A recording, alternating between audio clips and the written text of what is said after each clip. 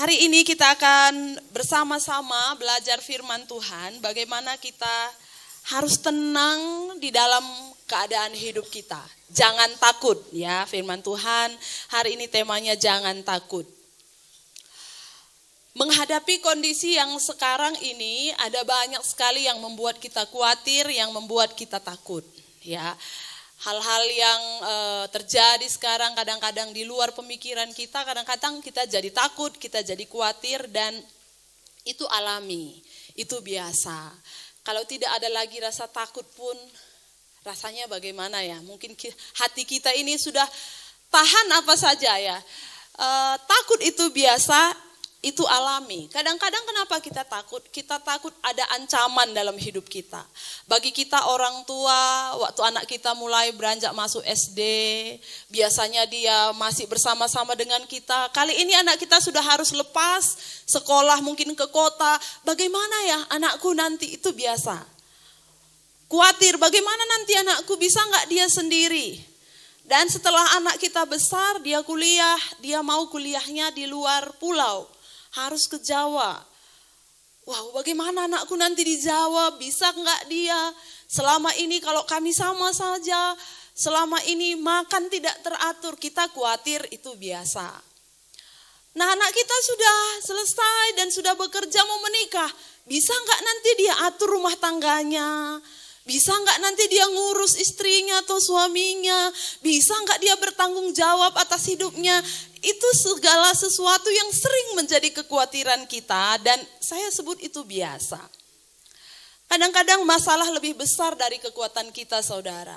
Kadang-kadang datang penyakit yang rasanya kita kok gak bisa menanggungnya. Ini besar sekali penyakitku ini. Ada apa? Kenapa?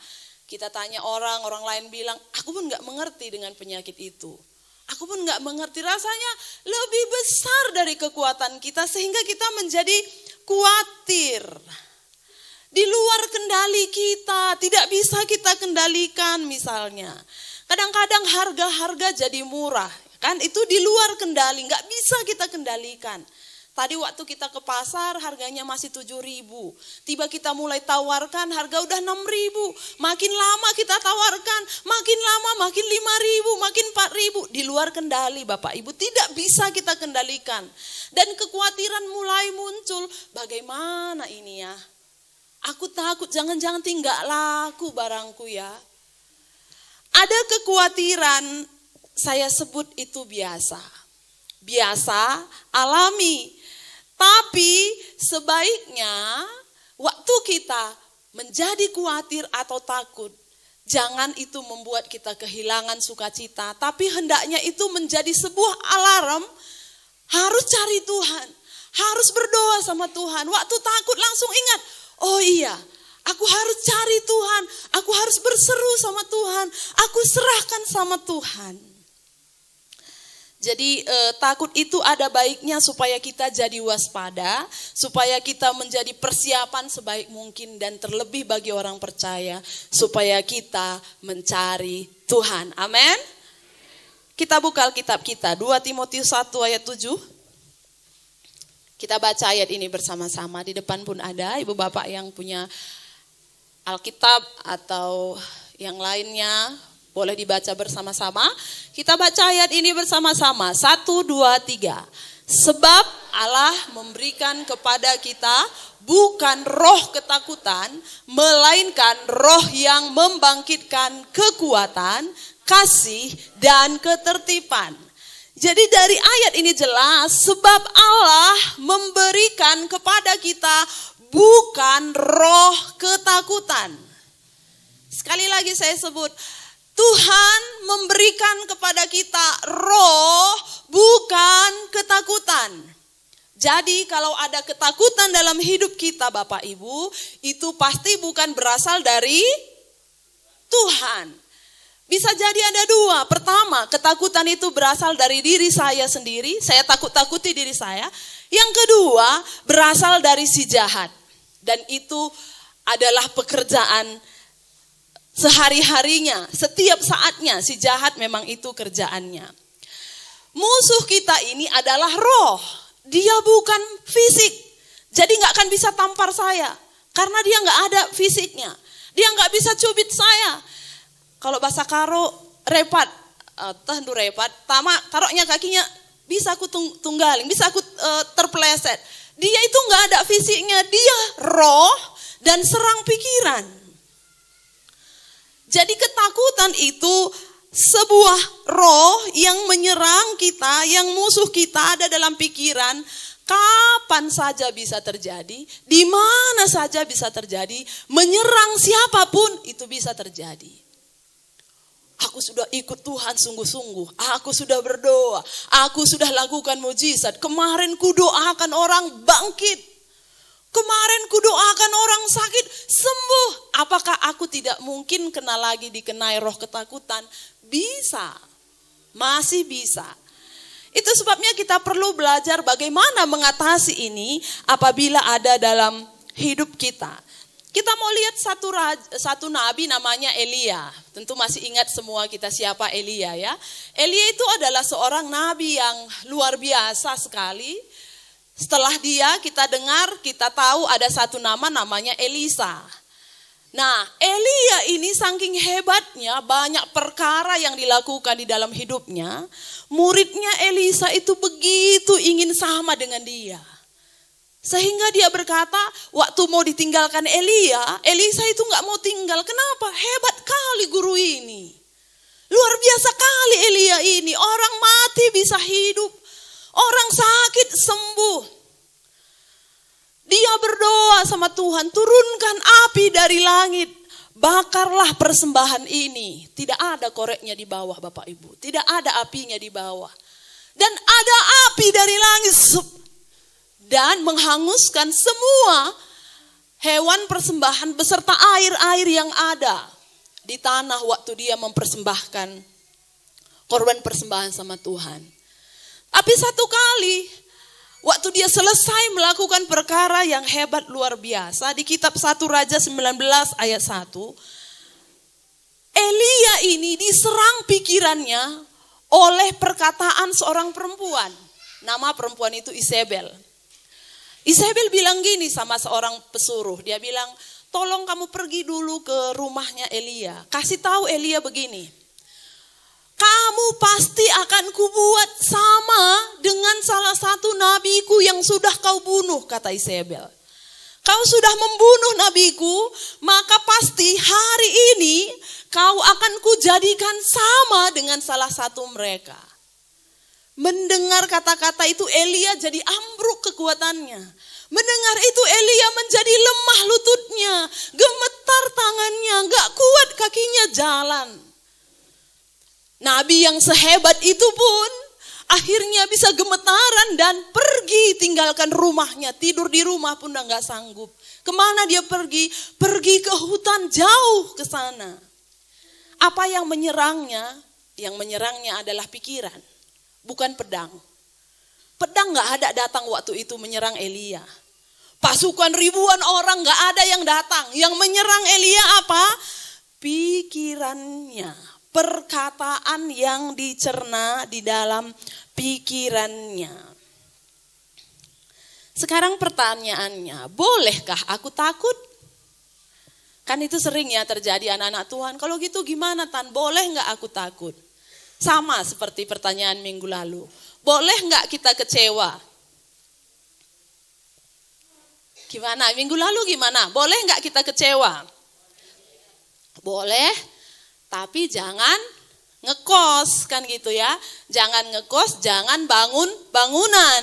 Dia boleh saja singgah, tapi jangan sampai melumpuhkan. Dia boleh lewat, kekhawatiran boleh lewat, ketakutan boleh lewat, tapi jangan sampai ngekos. Jangan sampai melumpuhkan kekuatan kita. Iblis itu pintar sekali menipu. Sepintar-pintarnya kita nipu, jauh lebih pintar iblis menipu. Kita mau lihat Kejadian pasal 2 ayat 16 sampai 17.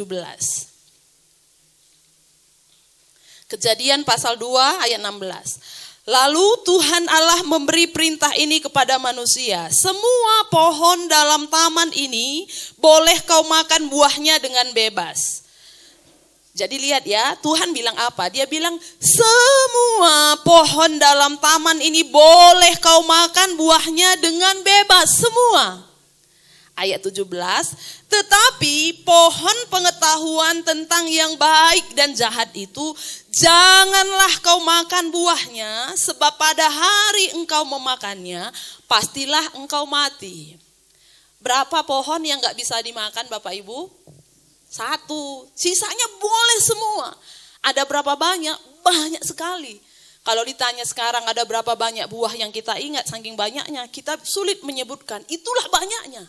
Tapi lihat bagaimana iblis itu memutar balik fakta. Kejadian pasal 3 ayat 1.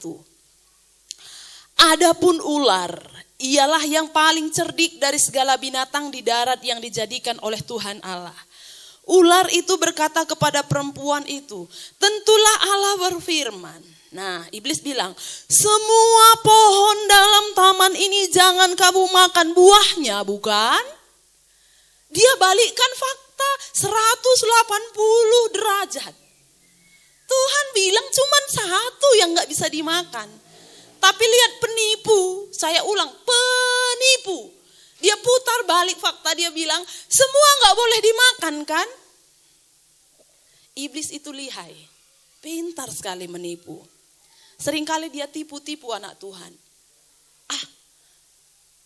Ngapain anak muda jaga kekudusan misalnya gitu ya.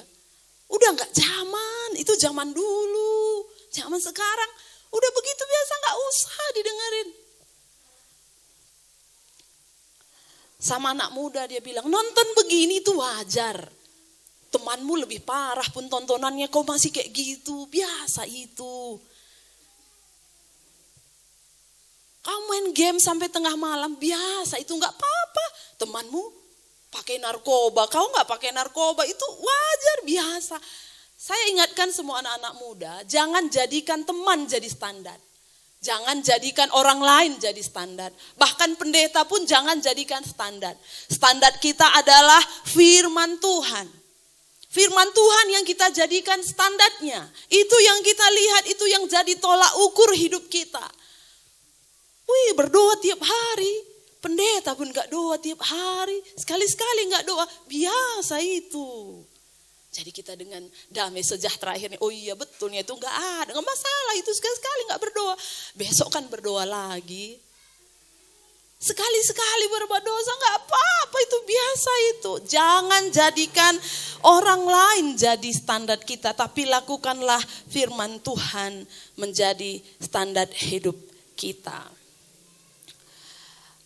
Jadi seringkali ketakutan ini bekerja dalam pikiran kita, itu karena tipuan-tipuan iblis, ya, tipuan-tipuan iblis. Kamu sakit gak mungkin sembuh. Kamu ini gak mungkin tertolong. Kamu miskin ya miskin terus, gak mungkin bisa berubah. Gak akan bisa berubah, berkat Tuhan itu gitu takarannya.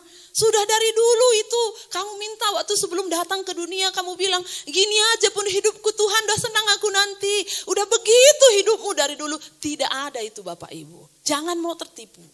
Jangan mau dibodoh-bodohi oleh iblis. Tuhan berkata kalau engkau hidup melakukan firman-Ku, Aku yang memberkati engkau, Aku yang akan membuat engkau berkembang ke kanan dan ke kiri. Itu janji firman Tuhan. Jangan mau ditipu-tipu oleh iblis. Yang membuat kita takut untuk berusaha. Takut aku, khawatir aku gak bisa aku. Kita mau lihat satu video ya, sebentar. Semalam saya lihat video ini, saya pikir ini perlu juga kita pahami. Kalau kita takut, kita perlu cari teman seiman, teman yang menolong kita dan menguatkan kita. Kita lihat dulu video ini sebentar ya. Jadi komunitas itu penting. Kalau saudara takut jangan diam-diam saja. Kasih tahu sama temannya, kasih tahu sama komselnya. Carilah orang-orang yang bisa membawa saudara untuk mencari firman Tuhan. Ya, mencari firman, menggali firman. Itu akan menolong kita.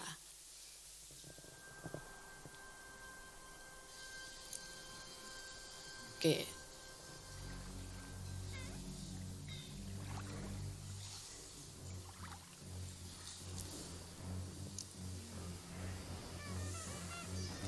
Dia bilang, ayo minggir.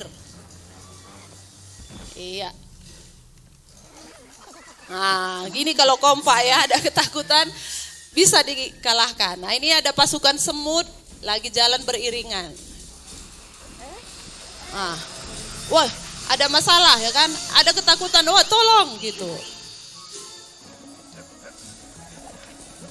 Wah. Iya, kiri kanan naik. Iya. Iya, sebesar itu pun ketakutan bisa kalah saudara. Nah, ini ada kepiting-kepiting di tepi pantai. Ada burung di atas. Wah, mau makan. Ya, ayo sini sama temannya. Iya.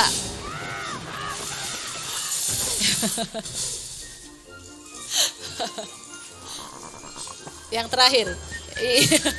Nah, kira-kira begitu ya. Kalau saudara takut, jangan diam-diam aja. Minimal sama saudara, sama suami atau istri, sama orang tua, "Ma, aku takut. Aku nggak bisa, takut aku Mak menghadapi ujian ini." Kan begitu kadang-kadang. Takut aku Mak. Jangan dibawa sendiri, jadi akhirnya kita berat sendiri. Atau di Komsel, makanya kita ada tempat cerita Ibu Bapak. Cerita di sana kekhawatiran saudara, cerita tentang ketakutan saudara, sehingga bersama-sama bisa saling menguatkan, saling mendoakan. Ya, sesama temannya bilang, ayo sering-sering cerita, bilang. Jangan sendiri-sendiri ya, jangan sendiri-sendiri. Nah, bentuk kata-kata yang dipergunakan oleh iblis dalam pikiran kita, saya pikir kita perlu serang iblis itu juga dengan bentuk kata-kata. Satu kali Tuhan Yesus berpuasa 40 hari 40 malam. Lama gak itu saudara? Lama ya. Kalau kita kerja udah gajian satu kali itu, 1 bulan udah gajian 1 kali. Saudara lama gak nunggu gajian? Lama, udah tengok-tengok tanggal, belum gajian, kalau gajiannya sebulan. 40 hari itu puasa. Sampai saya waktu baca Alkitab, Yesus berpuasa 40 hari, saya bilang, betul gak Mak Tuhan itu berpuasa 40 hari katanya. Karena dia pun sebagai anak-anak mikir lama kali ini 40 hari. Aku bilang betul Nakku. Gak cuman dia, di Alkitab ada juga yang lain pernah puasa 40 hari 40 malam. Saya hanya pernah puasa 3 hari, itu paling lama. 3 hari itu malamnya cuma 2. Itu pun dalam 2 malam itu udah mimpi es krim aku terus. Besok makan apa ya? Saking laparnya. Pagi-pagi itu jalan. Lanaya tita kaipe, lemas betul. Saya pikir kalau orang yang gak betul-betul kerinduannya itu untuk bertemu Tuhan, puasa 40 hari, 40 malam itu gak akan sanggup.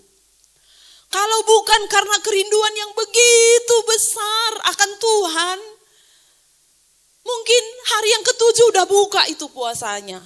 Tuhan maklumlah, Tuhan tahu hatiku, tapi kedaginganku gak sanggup akan bilang begitu. Tapi Yesus itu puasa 40 hari 40 malam. Dan setelah itu dia keluar, firman Tuhan catat, maka laparlah Yesus. Wajar Yesus lapar. Karena sudah 40 hari 40 malam tidak makan. Dan waktu dia keluar, apa yang iblis katakan? Iblis katakan gini. Karena dia tahu Yesus sudah lapar, dia bilang gini. Bukankah engkau anak Allah? Ubahlah batu ini jadi roti. Apa yang dilakukan oleh iblis? Iblis itu bukan kasih roti. Enggak. Iblis itu kasih kata-kata lalu dia taruh di dalam pikiran Yesus. Dia bilang apa? Bukankah engkau bisa ubah batu ini jadi roti? Lalu apa yang Yesus lakukan? Yesus bukan serang. Dia tenang balik. Yesus pergi. Bukan. Yesus bilang begini. Firman Tuhan berkata. Manusia bukan hidup dari roti saja. Tapi dari kebenaran firman Tuhan. Jadi perkataan yang ditaruh di dalam pikiran kita lawan dengan perkataan juga. Bukankah firman Tuhan berkata? Firman Tuhan berkata, Tuhan akan membela aku. Waktu ketakutan menyerang kita, anak-anakmu gak mungkin bisa berhasil. Kau tamat SMA, anakmu tamat SMA udah puji Tuhan. Lalu kita mulai khawatir, iya anakku tinggi kali cita-citanya. Bagaimanalah nanti aku menyekolahkan dia? Udah takut kita sepanjang hari. Anakku ini baik, Disuruh ngapain pun mau, disuruh kerja apapun mau. Tapi karena gak ada nanti uangku maka dia gak bisa kukuliahkan. Orang tua macam apalah kami ini? Bagaimanalah nasibku ini? Udah takut dalam hidup kita. Lawan dengan perkataan firman. Makanya punyailah banyak firman Tuhan. Hari ini tadi kami dengar kesaksian yang luar biasa di Sugihan. Saudara pasti kenal Yolin ya, Yolin. Yolin itu saya sangat senang dengan dia karena seorang pemuda yang baik, yang hidupnya dijaganya. Kalau kami waktu itu percayakan dia apa saja, semua dilakukannya dengan baik. Kalau saya sudah serahkan apapun, Yolin ini bertanggung jawab. Lalu 2 tahun lalu dia tes perguruan tinggi negeri dan gak lulus. Lalu dia bilang, gak apa-apa, waktu kami tanya gak apa-apa Tan, aku coba lagi tahun depan. Nah akhirnya waktu tahun depan dia coba tahun ini tadi. Nah sebelum keluar nilainya dia sudah mulai takut. Saya pun ikut takut ya sebagai ibu gembalanya, sebagai tantenya. Aku pun selalu berdoa untuk anak ini. Janganlah dia kecewa, Tuhan tolong gitu. Akhirnya sebelum keluar nilainya aku udah ngomong gini sama dia. Yolin, kalau nanti gak lulus juga kemana Dia bilang, aku keluarlah Tan dari sini, gak usah aku kuliah. Mungkin Tuhan gak izinkan aku, kalau swasta mamaku gak sanggup. Aku bilang, gini aja yuk, mau gak nanti bantu aku di TK, aku bantu kuliah. Nah udah gitu aku maksudku supaya dia gak patah semangatnya gitu. Kuliah di sini, kita cari nanti tempat kuliah di sini. Nah dia bilang, udah semangat dia. Udah cerah mukanya, sampai dia bilang, senang kali aku Tan gitu bilang, jadi ada lagi harapanku. Tapi kita berdoa ya Yolin, semoga lulus. Kalau Tuhan izinkan lulus, berarti Tuhan izinkan lulus. Kalau enggak, berarti kita sama. Nah akhirnya hari ini mau keluar nilainya, aku yang udah enggak tenang. Berharap, aduh lulus lah anak ini. Bagi kami, kalau enggak lulus juga dia dia udah pelayanan, udah ini ya berharap betul kami dia lulus. Dia saking takutnya sampai sore baru buka nilainya. Karena teman-temannya pun udah buka semua, dia belum saking takutnya. Tapi puji Tuhan dia lulus. Setelah dia lulus, pergumulannya adalah dari mana uang sekolahku. Karena dia sekolah di Jember. Kalau di sini mungkin tempat tinggal boleh ada, tapi kok di sana semua bayar. Lalu dia bilang gini, Tuhan pasti sediakan Om Tan, Tuhan pasti tolong aku. Tuhan pasti sediakan, selalu begitu. Tapi ibu bapak kenal juga dengan orang tuanya, kakak abang bapak Winda selalu bilang, gimana lah kami ini, sanggup gak kami nanti ini, sambil selalu berdoa sama Tuhan. Tapi Yolin ini tenang sekali. Waktu mau diberangkatkan pun selalu bilang, semoga saya jadi berkat di sana. Gak kelihatan gitu dia gak punya uang, gak kelihatan gitu dia dibebani dengan banyak hal. Dia selalu bilang doakan saja aku supaya aku bisa kerjakan, pulang nanti aku IP ku bagus gitu. Kita ngelihat dia tenang, kita yang melihat luar biasa gitu. Lalu tadi mamanya kesaksian, dia bilang puji Tuhan. Doa kami dijawab Tuhan. Si Yolin yang begitu percaya Tuhan, beberapa hari ini saya lupa dia bilang hari apa, dinyatakan gratis uang kuliah. Sama sekali gak bayar, bahkan dapat uang saku 800.000 1 bulan. Wah saya dengar itu nangis, saya di belakang nangis, Tuhan terima kasih untuk anak ini. Tuhan bela dia, Tuhan tolong dia. Betapa dia mengandalkan Tuhan, betapa dia berharap sama Tuhan. Jadi waktu kita punya pergumulan, kadang-kadang sama seperti orang tua, saudara kita ini tadi. Ada kekhawatiran tapi hendaknya itu jadi alarm, berdoa. Lipat kaki, lipat tangan. Waktu ada kekhawatiran, lipat tangan, lipat kaki. Waktu ada ketakutan, lipat tangan, tutup mata, berdoa sama Tuhan. Itu jadi alarm pengingat supaya kita apa? Cari Tuhan. Bukan membesar-besarkan ketakutan kita, tapi apa? Cari Tuhan. Jadi Yesus memakai firman untuk kalahkan iblis. Kita pun semuanya pakai firman untuk mengalahkan iblis. Siklusnya seperti ini. Perkataan itu biasanya datang dan menyerang, lanjut Bang, pikiran kita. Kalau kita nggak bisa bebas di sini, menyerang di pikiran kita, dia menyerang pikiran kita, itu akan menguasai hati kita. Lama itu akan melumpuhkan hidup kita, mematahkan semangat kita.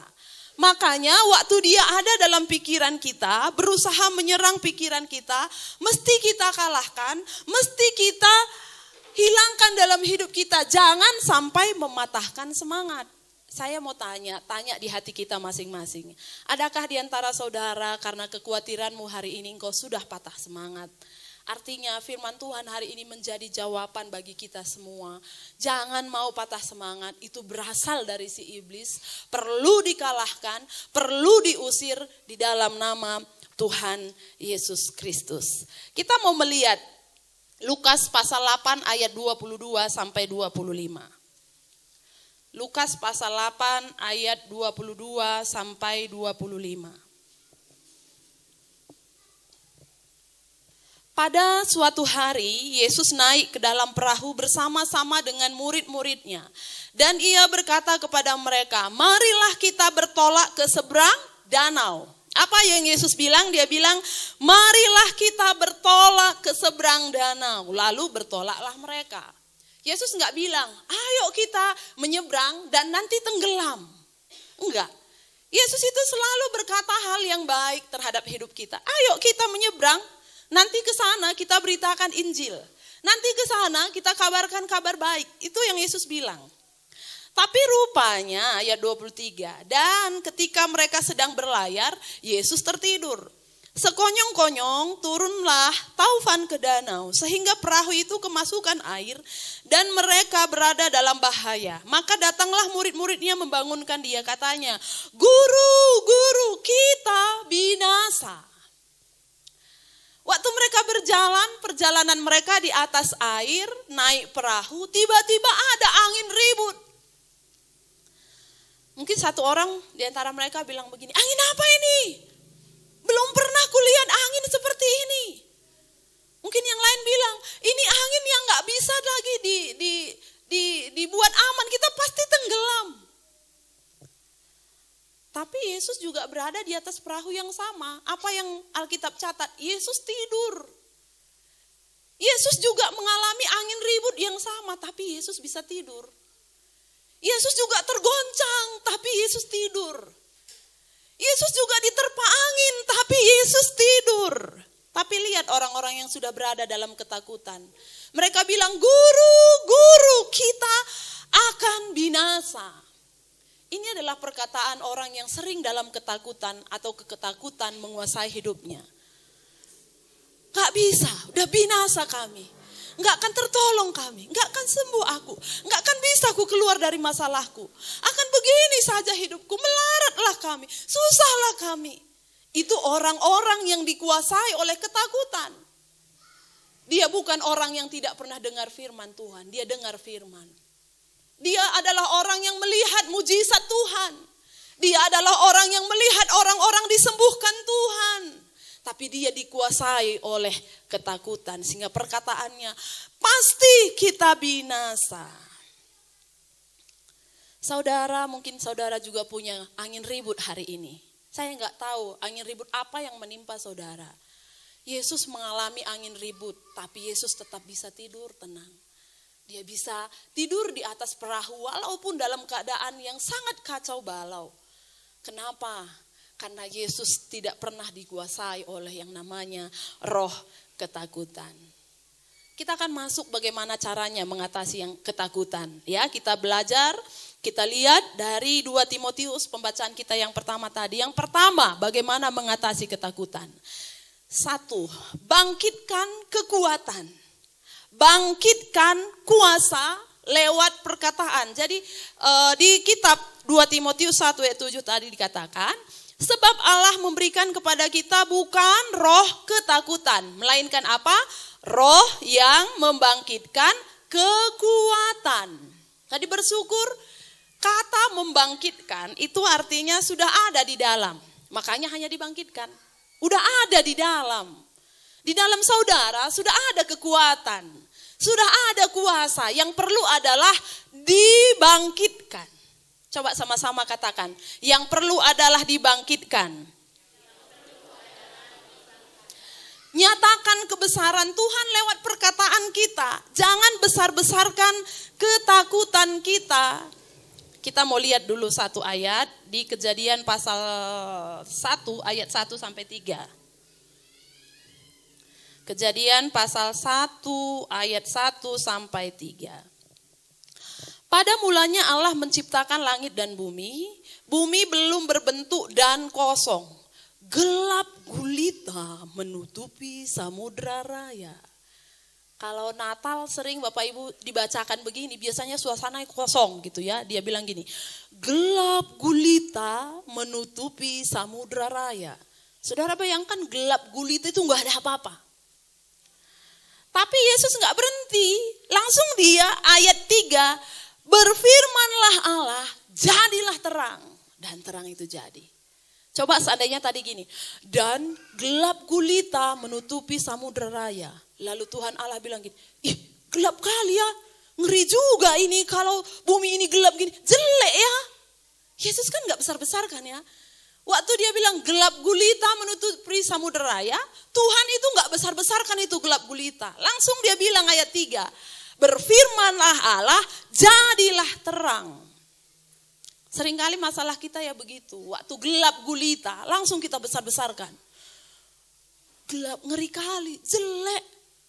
Gelap, apapun gak kelihatan. Yang bagus pun jadi jelek. Itu yang kita besar-besarkan. Tuhan tidak pernah melebih-lebihkan kegelapan. Dia langsung berkata, jadilah terang. Saudara, kita semua punya kuasa. Tuhan menaruh kuasa dalam setiap kita. Yang perlu adalah bangkitkan lewat perkataan. Firman Tuhan berkata begini. Firman Tuhan berkata begini, firman Tuhan berkata begini, firman Tuhan yang akan terjadi dalam hidupku. Yang kedua, bangkitkan kasih. Yang pertama tadi bangkitkan kuasa, yang kedua bangkitkan kasih. Orang yang mengasihi aku, kata Tuhan, dia pasti akan melakukan segala firman-Ku. 1 Petrus 5 ayat 7, serahkanlah segala kekhawatiranmu kepadaku, sebab ia yang akan memelihara kamu. Serahkanlah segala kekhawatiranmu kepada Tuhan, sebab ia yang memelihara kamu. Waktu saudara takut, saudara khawatir, serahkanlah segala kekhawatiran saudara, cukup sekali. Jangan waktu serahkan, udah siap serahkan, ambil lagi bawa pulang. Itu yang sering terjadi, saya pun pernah mengalami. Udah serahkan sama Tuhan, lalu saya bawa pulang. Besok penyerahan lagi. Bawa pulang, besok penyerahan lagi. Tiap minggu saudara penyerahan. Serahkan cukup sekali, jangan bawa pulang. Kasih tahu dulu teman dulu, jangan bawa pulang. Tinggalkan saja di sini, serahkan sama Tuhan, cukup sekali buang dan jangan bawa pulang. Itu yang kedua. Yang ketiga, bangkitkan ketertiban, itu pun sudah ada. Ketertiban itu mendatangkan damai. Segala sesuatu yang tertib biasanya gak kacau. Segala sesuatu yang tertib biasanya mendatangkan damai. Dan damai itu berasal dari Tuhan.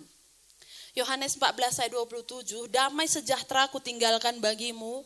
Apa yang kuberikan tidak seperti yang diberikan oleh dunia. Apa yang Tuhan berikan itu gak sama dengan dunia. Kita masih hidup dalam dunia nyata, bukan khayalan. Kita masih bisa kehilangan orang yang kita kasihi. Tapi tidak takut. Kenapa? Ada damai sejahtera Tuhan. Kita bukan manusia baja yang waktu dihina orang serta-merta kita tidak mengalami kesedihan. Tidak mengalami ketakutan. Kita masih mengalami, tapi damai sejahtera Allah ada dalam hidup kita. Kita masih bisa mengalami harga yang murah. Bisa. Kita tidak hidup dalam dunia fantasi yang semuanya akan baik-baik saja dalam pikiran kita, tapi kenyataannya tidak. Kita hidup dalam dunia nyata, tapi firman Tuhan berkata, damai sejahteraku tidak sama seperti yang dunia berikan. Walaupun di tengah angin ribut seperti Yesus tadi, Yesus bukan berada di perahu yang lain sehingga Yesus bisa tidur. Yesus bukan berada pada waktu yang lain sehingga dia bisa tenang, kondisinya sama. Tapi bedanya, Yesus punya damai sejahtera ilahi. Hidup tertib melakukan firman Tuhan akan mendatangkan damai sejahtera dan menghilangkan ketakutan dalam hidup kita. Yesus bisa tidur lelap waktu ada beban berat. Hal yang sama bisa kita alami semua kalau kita hidup tertib melakukan firman Tuhan. Ketertiban mendatangkan pikiran yang jernih, mendatangkan penguasaan diri. dan mendatangkan ketenangan dalam hidup kita. 3 hal ini yang menjadi perenungan kita. Hendaknya kita semua anak-anak Tuhan, waktu ada ketakutan, ada kekhawatiran, cari Tuhan. Itu alarm supaya lipat tangan, lipat kaki, tutup mata, cari Tuhan. Kemudian perkatakan, bangkitkan kuasa yang ada dalam hidup saudara. Saudara punya kuasa, perkatakan firman Tuhan. Bangkitkan kasih, serahkan segala kekhawatiran kita kepada Tuhan. Dia yang akan memelihara kita dan hiduplah dalam ketertiban firman Tuhan. Lakukan firman Tuhan sehingga damai sejahtera yang melampaui segala akal akan memelihara kehidupan kita.